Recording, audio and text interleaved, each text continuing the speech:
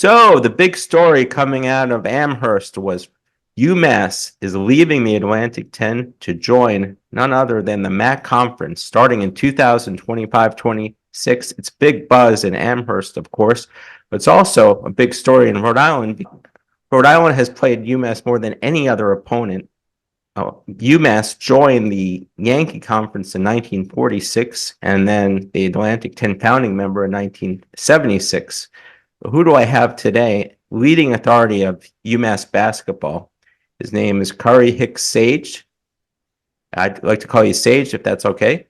That's fine. It's all under pseudonym, but whatever you want to call me is fine. Okay, well, Sage, you're the leading authority, and thanks for coming on today. Thanks for having me. Glad to be here. Well, my first question is, I don't believe you were surprised about this. I was surprised at the manner and timing of it leaking. I was not surprised about it happening, and I had anticipated this as something, this or another conference, as something of an inevitability due to the football situation, and I've anticipated that for a while. I did not know precisely when it would transpire, and I was caught off guard by the exact timing, I think is fair to say. Yes, I was surprised, and then I started reading and articles, and it seemed like lots of people knew, and the talks were going on since September of last year. My conference chief, Bernadette, she knew about it. She wasn't surprised. There was a lot of transparency. So for me, I was definitely surprised and caught off guard. What do you think of the move? Is it a good move? It's a complicated answer. I think for Yeah. me, who is first and foremost basically a lifelong rabid UMass basketball fan who grew up in the area when Coach Calipari was there and fell in love with UMass basketball despite not actually having attended the school. I am a little bit wistful and about the A10 and a little saddened by the move. At the same time, in the modern landscape of college athletics, when you have FBS football, that drives the bus. And so I understand from kind of a rational, logical brain place why it happened and why it probably had to happen. It doesn't make it easier for me as a kind of basketball first guy to stomach, but here we are, and I'll support the program regardless. So was it a good move or a bad move A good move for who? for UMass? For UMass, the institution, UMass basketball, or UMass athletics? I'd say well, let's just stick with UMass college athletics with an emphasis on the UMass basketball team, obviously. I'm trying to sort of tease out a point here. It was a necessary move Mm-hmm. in a little bit of a sad move, if that Yeah, makes sense. It's it a does it's make an sense. economic move driven by the conditions that we live under, if that makes sense. So it is sad to me as a basketball first fan. It makes complete sense as an observer of college athletics in the modern era. Now, with me, it was a no-brainer financially because football drives college athletics. I'm just wondering what you think about it. Was it a no-brainer for you too? Because if you're a business fan like the AD of UMass is, then Yeah, like that's I what he said, has to do. I'm not a businessman when it comes to UMass basketball. I'm a fan, Hmm. and so I don't look at it as a dollars and cents proposition. Never Yeah. have. That may be naive. I look at other realms of my life in that way, so I understand why the athletic director made the move he did. I'm not the athletic director, Yeah. so yes, in terms of an Excel sheet and in Hmm. the modern era, like yeah, it makes sense on a balance sheet in the short term, certainly. As a fan who enjoys sports, particularly as a basketball fan who enjoys UMass basketball for its history and somewhat for its regional dynamics. It was a little bit of a sad moment for me. Now, for people that aren't so knowledgeable as you are, mainly URI fans, they thought it was a terrible move. They're looking at, I guess, Atlantic 10 basketball and maybe rankings between the MAC conference and the Atlantic 10. But you have to look a little further. If they understood how much money you can make in football, then it was a necessary move, in my opinion. Do you know the finances as far as what will be the potential highs or lows that they could be making in the football? I know you emphasize It's basketball mostly. I don't know the exact figures. It's Hmm. not actually so much about the finances in terms of like them generating, massively higher returns. It's not like the Mac television contract is all that hefty. It's Hmm. more about the stability it provides you amid the changing dynamics of conference realignment. So right now, there's no bowl tie-ins for UMass. It's very, very hard to do a schedule because you're an independent, so you don't have the guaranteed 8 games against conference opponents every year. It's very hard to recruit in an environment where you don't know who you're playing every year, and there's so much uncertainty. So, the money will probably be marginally better, but it's not actually, and my understanding at least is it's not actually primarily informed by kind of dollars and cents, though that's obviously a piece of this.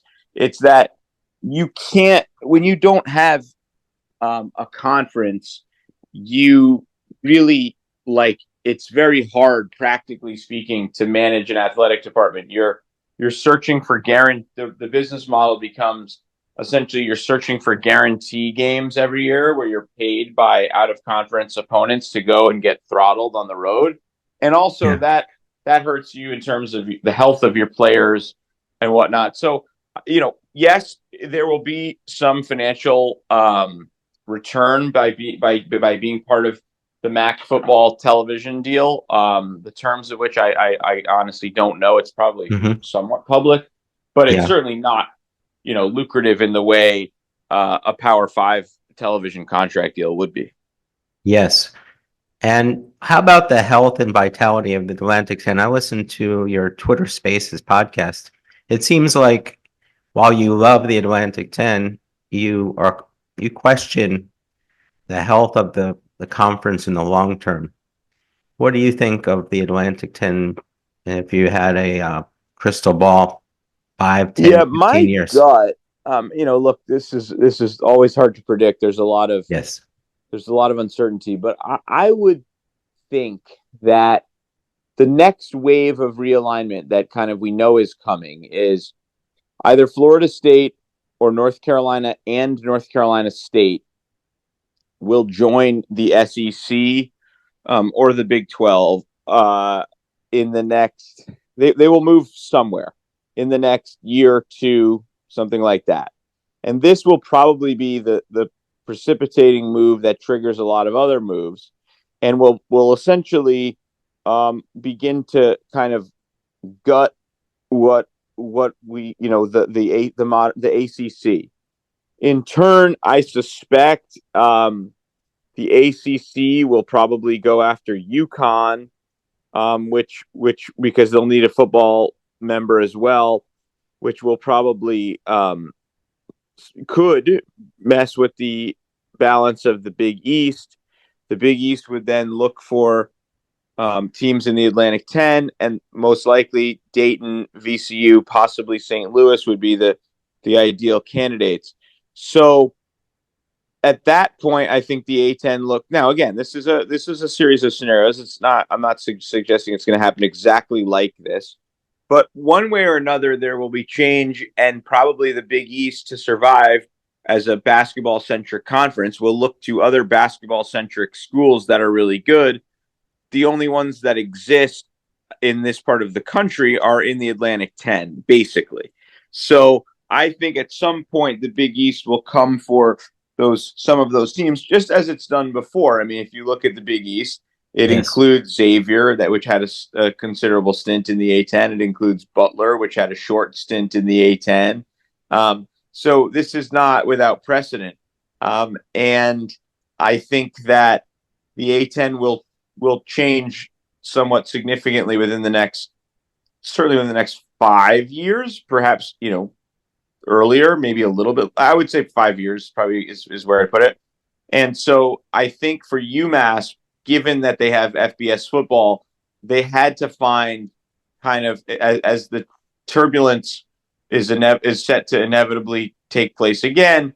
UMass had to find kind of at least like a solid, safe port in the storm, so to speak.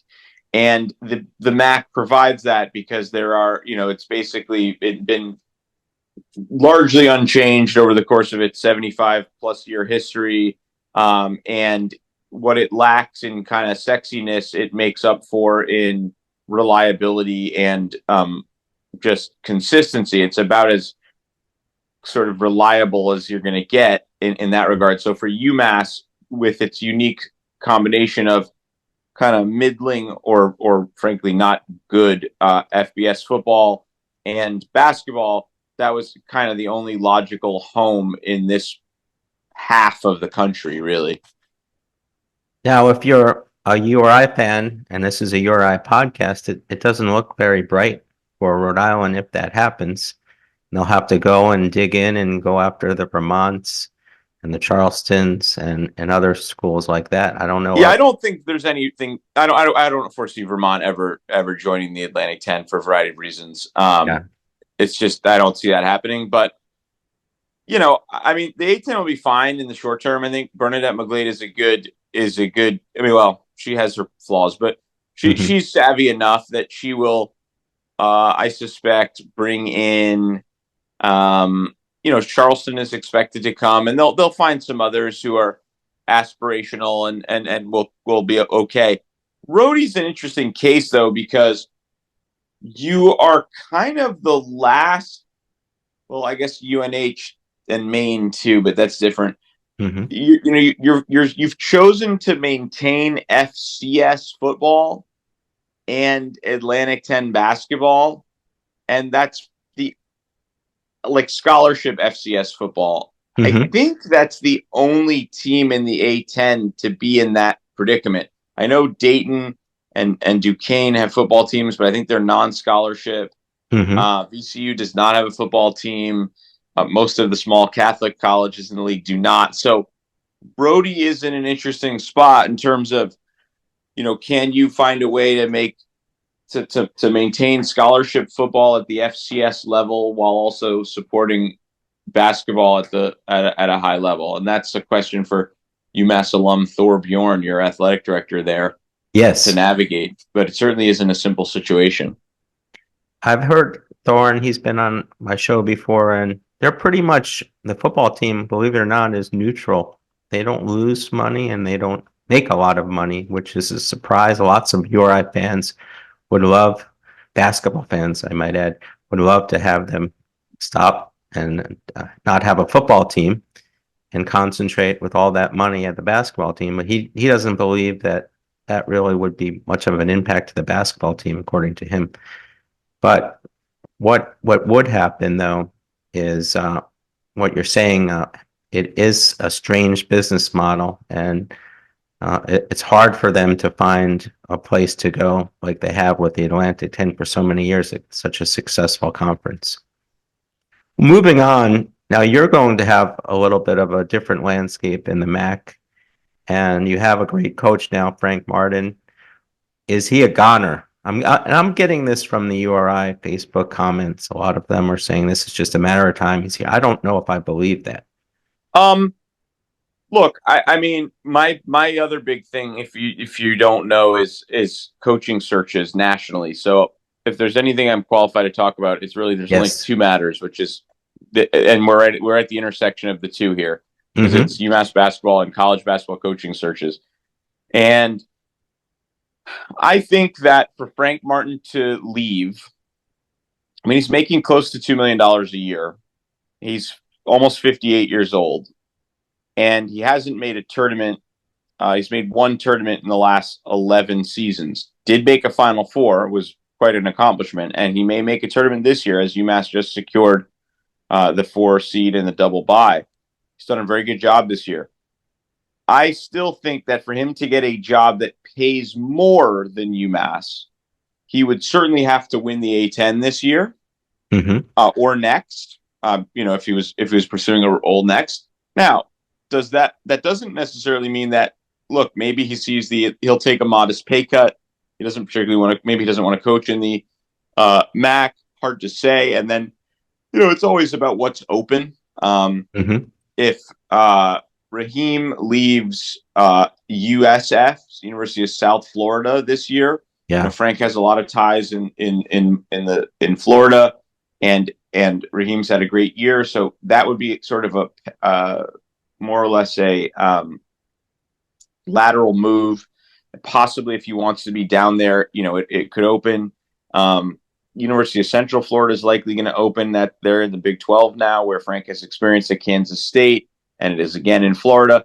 If he were to, win the Atlantic 10 tournament, I think there's a narrative there that could propel him to being in the mix for a job like that. But when you talk about jobs, I think you have to just get really granular and talk about, well, which ones are open? What's the timeline? Are we talking this year? Are we talking next year? And, so it's not as if, I don't think he's going to just walk out the door for Kansas, right? They're not going to be seeking him. And so it's just a matter of what's available. This is a business. There are openings.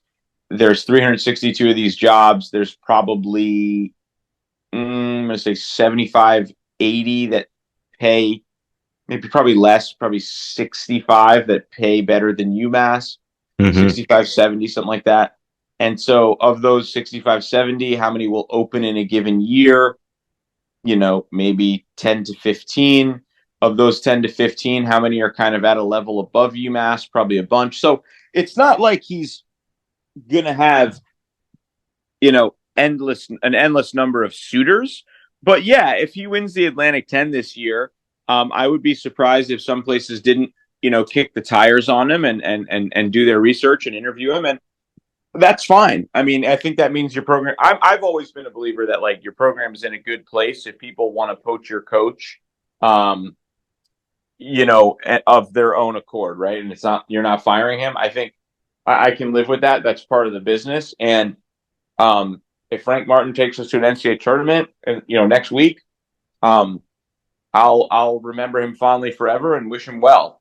So not really thinking about that yet. I also don't think that's a foregone conclusion. They're not the prohibitive favorite to win the Atlantic 10. Assuming they don't win it, I'm not sure he's done enough to get poached by a place that could pay more than UMass. Yes, you certainly do know about coaching moves, and I did read that in your Twitter profile. So that's understandable the way you answer that question and your knowledge of that. URI is a little different story. They have a revolving door. They have great coaches. You could start with the Jim Harricks and the Tom Penders, and of course Dan Hurley. But after they leave, and sometimes they stay a little longer, they go backwards a little bit, and then they find another coach like him. Hopefully it's Archie Miller, but they're not able to keep it going for more than one coaching cycle for some reason. Yeah, no, that is interesting for sure. I mean, UMass hasn't really either, to be candid. Yeah. It's hard, I mean, these are hard jobs. I've heard the term that maybe UMass will be the Gonzaga of the MAC conference. Do you feel that that's exaggeration? There's lots of things that could go wrong when you go to the MAC conference if it's a one conference NCAA team. And a one bid dominate. Team, yeah, if you could dominate, sure, but once you get to the tournament, if you have a couple of hot teams in there, changes a little bit. What do you think about that? I think that's a little bit cocky of some UMass fans. I mean, look, I don't think the MAC is great, but there's 3 or 4 terrific coaches there. Rob Senderoff at Kent State, Kowalczyk at Toledo, and Jeff Bowles at Ohio. John Gross, who used to be at Illinois, doing a really nice job at Akron. So it is far from a foregone conclusion that UMass is going to dominate it. What I would say is that I think the window of if UMass is to become the Gonzaga of the MAC, the window to getting there is going to close fairly quickly. So you have to be successful in years 1 through 3 when you get to the league, because what can happen very quickly if you're not is that UMass can go the way of Buffalo. Mm-hmm. Similar schools, similar academic profiles. Buffalo had Bobby Hurley and Nate Oates, who are now at Arizona State and Alabama, respectively, and are both terrific coaches. Once they didn't get the third hire right and they didn't invest in their NIL, they just became the worst team in the MAC very quickly. Yeah, and incredible. Nobody there particularly seems to care, right? It's not because when you're in the MAC, the role of athletics is arguably less central to the university's identity than it would be in even the Atlantic 10. So if you're committed to becoming the Gonzaga and you invest and you build out your NIL and all the other infrastructure and you do that very robustly in the first few years, then yes, you can create something like that, and that would be the best case scenario. If you don't, it can be an unmitigated disaster pretty quickly, to the point that UMass basketball becomes utterly irrelevant for a generation. And that's my biggest fear. I think that the leadership at UMass right now in this moment has said all the right things and appears poised to materially invest in the success of the program in the short term and maybe try to become that kind of dominant player in the league. If that administration changes in 2-3 years, right? And the focus is lost, now it can become very quickly. It can become a totally different situation. Now, coming up next season, now that everyone knows the news is out of the bag and everyone knows that UMass is only going to be in the Atlantic 10 one more year, will that have a potentially negative impact on their recruiting and or transfers? Because no doubt, they're idle. I think you'll see something of a modest reduction in talent coming in. I think that's kind of like, there is a pecking order in this stuff, and the MAC sits below the A10 in terms of generally speaking. The transfer portal, hard to say because so much of that hinges on name, image, and likeness money. Mm-hmm. Yes. And I think, this move has inspired a lot of people and will continue to inspire a lot of people to get off the sidelines and kind of make sure that UMass is financially competitive to lure talent. So I think they will still probably find some pretty good transfers because our NIL situation is decent and improving. And so, but yeah, I think we'll see a drop off in talent a bit for sure. NIL that you were off to a pretty good start, and a lot of other teams are looking at what you've done and trying to do a little catch up. How do you feel about how you're? Yeah, I mean, it's always hard to say because it's this stuff isn't, the numbers are kind of hearsay to an extent. You don't know exactly what other places are spending. I know that there's a lot of grassroots engagement. There's nearly 400 members, many of whom are paying $5, $10, $20, $100 a month. And then, some bigger donors as well. I think the enthusiasm around it is good. It will continue to grow. I think the reality with NIL at a place like UMass or URI is that it's a little bit of a proof of concept thing. I think if UMass wins the Atlantic 10 title this week, for example, you'll find a lot of donors getting off the sideline and getting really invested all of a sudden. That's kind of the nature of these bigger state universities where people pay only casual attention and then all of a sudden are given something to get behind and do. But yeah, it's certainly encouraging. There's still a lot of work to do. A guy named Pat runs it. He's a terrific guy, and he's working really hard every day on it. And I think URI, it appears, just hired Stone Freeman to do theirs. Yes. He's a really talented guy, and so these programs, I think, understand the landscape, and this is going to be a part of it for the foreseeable future. So, it's just, you're just going to have to fundraise. That's all it is.